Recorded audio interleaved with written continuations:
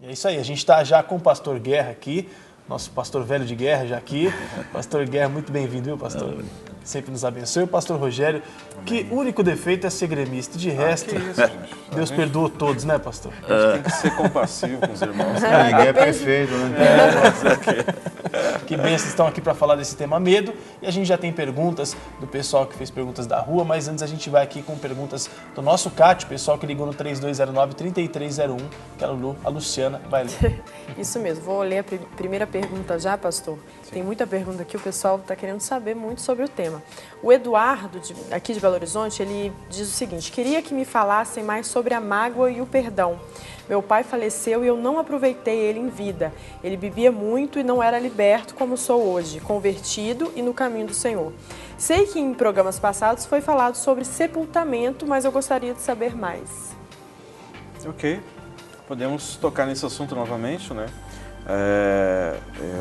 Uma das coisas principais aí nesse processo todo é que você precisa liberar o seu coração de toda culpa, de todo sentimento de ausência, mesmo que não foi você que provocou a ausência, mas foi o estilo de vida que seu pai assumiu viver, não é?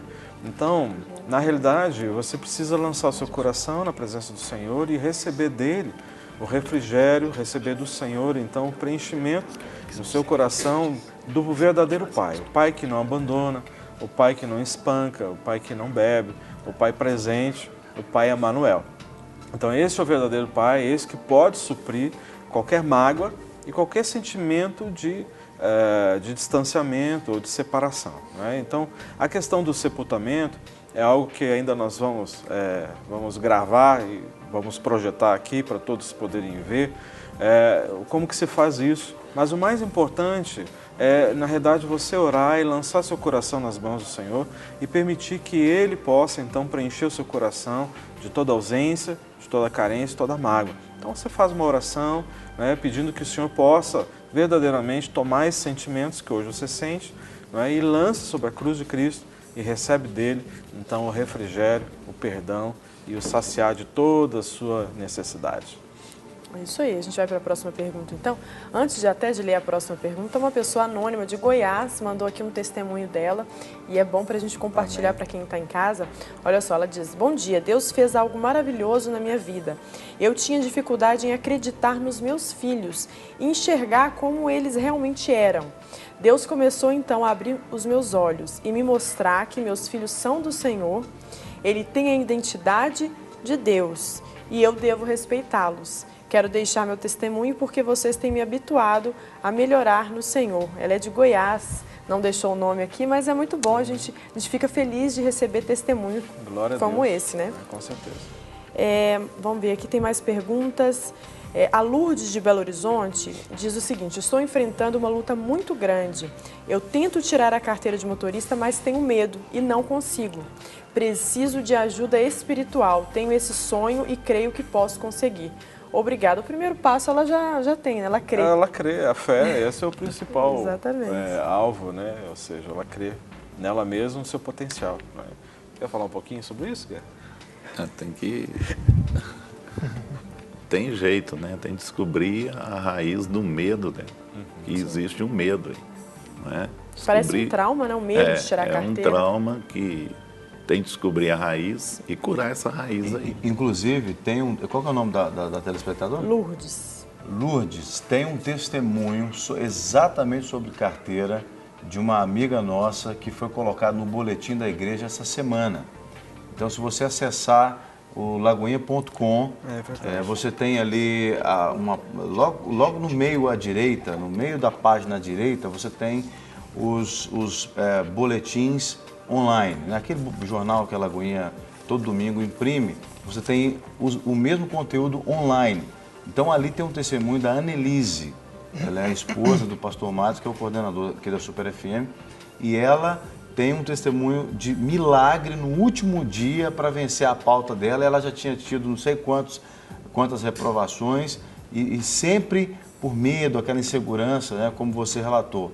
Então, acessa lá, eu tenho certeza que você vai ser abençoado. Inclusive, eu estava ouvindo a Annelise dizer que ela recebeu muitas ligações de pessoas agradecendo por ter compartilhado esse testemunho. Parece uma coisa boba, né? Mas... tirar carteira ou não, essa coisa, mas não é. Para muita gente é uma coisa muito séria, né? Claro. A gente estava falando nos bastidores aqui sobre medos. O pastor Guerra trouxe aqui alguns tipos de medos e ele estava falando que tem gente que tem medo até de sorrir. Daqui a pouco a gente vai falar sobre isso, né? Mas a gente vai continuar lendo aqui as perguntas. Então, querido, acessa lá o lagoinha.com, você vai ter informação, acesso a esse testemunho e eu tenho certeza que vai edificar a sua vida, porque o testemunho é para edificar, para mostrar que Deus pode fazer. Amém. Até outra pergunta aqui que tem muito a ver com o medo de tirar a carteira. É comum as pessoas até já terem a carteira e depois de um tempo terem medo de dirigir. A Débora, de Belo Horizonte, ela diz: estou adorando o quadro sobre o medo e queria dizer que tenho muito medo de dirigir. O que os irmãos têm a dizer sobre isso?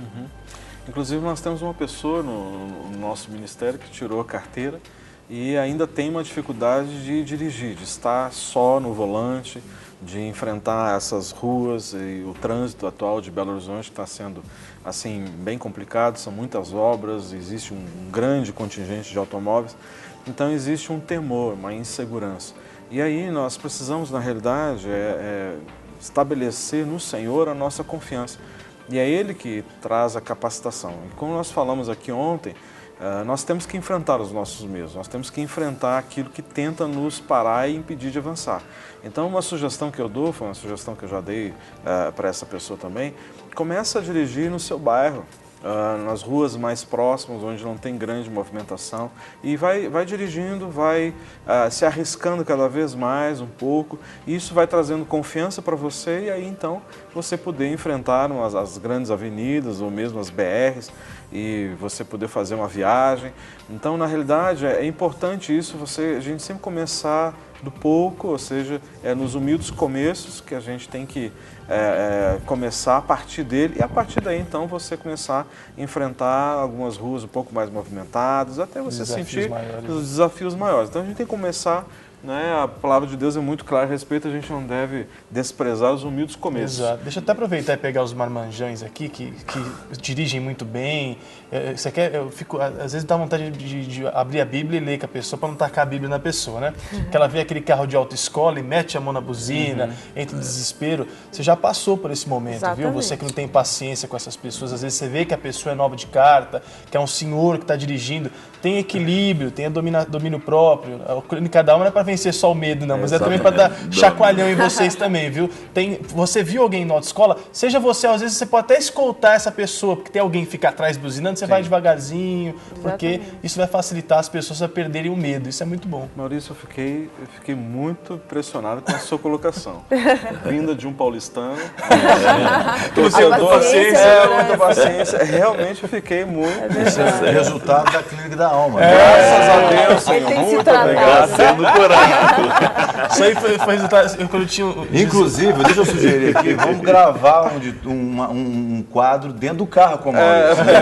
Um quadro E o novo. Maurício ele seguindo um carro de autoescola. Quando eu tinha 18 anos, eu estava com meu avô no carro e uma vez eu buzinei pro carro da autoescola, mas eu tomei uma lição de moral que eu nunca mais fiz isso, aprendi a lição e a partir daí virei um incentivador. Porque ele me deu uma lição de moral, eu falei, imagina se fosse você lá tomando uma buzinada e batendo o carro, eu falei, meu Deus, Rapaz, então tenha paciência. Já Verdade. ganhei pela manhã hoje. Pastor, voltando aqui para as perguntas, eu achei Sim. muito interessante a questão do enfrentamento. Algumas pessoas dizem, como que eu vou superar esse medo? E você tem falado muito sobre a questão do enfrentamento. Tem uma outra pessoa, ela mandou, fala o medo que ela tem referente ao pai, Alexandra. Ela fala que teve um pai que teve uma criação muito rígida no colégio interno.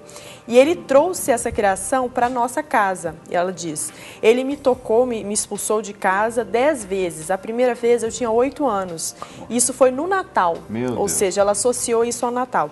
Desde a infância eu não consigo comemorar o Natal com alegria. certeza. Nessa época me invade a tristeza. Eu gostaria de um conselho. Uau. Amém. Primeiro ela tem que sair dessa forma, porque foi criada uma forma para ela, tá? Uma forma psicológica. Criou um terror, o pai criou um terror para ela, e ela pegou uma data específica e usou essa data, ela jogou tudo em cima dessa data. Sim. Todo o trauma dela está em cima dessa data. Por isso que tem que ser curado essa data do Natal. ela tem que ser curada, que aí vai desencadear todos os outros traumas que vieram. Né? Ela tem que ser curada na área de paternidade, que aí tem que ser ministrada, tá? Paternidade na sua vida, e para que chega nessa área do Natal. trauma do Natal. Primeiro, paternidade. Ela tem que tirar todos os medos que ela teve do pai. Toda vez que ela saiu, criou-se um medo, tanto de voltar para casa, da reação que ele queria ter com ela. Então, criou esse medo. Qual que é a data que a gente, né, que a pessoa visa mais? É o Natal, que é uma data de família. Sim. Então, ela tirou essa visão dela de família, foi tirada dela. A primeira foi expulsa com 8 anos de idade, pela primeira pois vez. é. Foi expulsa Primeira 10, vez. ela contou a primeira e quantas vezes foi expulsa. Quer dizer, 8 anos de idade, gente, meu Triste Deus. demais. Isso aí familiariza muito com as pessoas que não gostam de comemorar aniversário, não suportam comemorar Sim. aniversário, não suportam Dia das Também. Crianças, não gostam Qualquer das data de crianças. celebração. Isso tem a ver com traumas Tem, do passado. Com certeza que tem.